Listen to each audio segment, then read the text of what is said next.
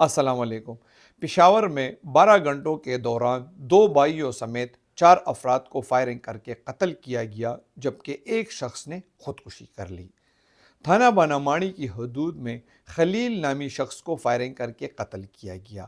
Police کا کہنا ہے کہ خلیل نے 9 ماہ قبل پسند کی شادی رچائی تھی، جبکہ تانہ شاپور کی حدود وٹپگا میں 2 بھائیوں حسن اور قاسم کو مستورات کے تنازع پر فائرنگ کر کے قتل کیا گیا۔ تھانہ بڑبیر کی حدود میں فرحاد نامی شخص کو سابقہ دشمنی کی بنا پر فائرنگ کر کے قتل کیا گیا۔ تانہ آغا میرجان شاہ کی حدود رحمان بابا قبرستان میں سجاد نامی سنار نے خودکشی کر لی۔ بتایا جا رہا ہے کہ سجاد صبح سویرے رحمان بابا قبرستان میں اپنے مرحوم والد کی قبر پہ آیا، جہاں ان کی قبر کے ساتھ ہی اس نے خود پر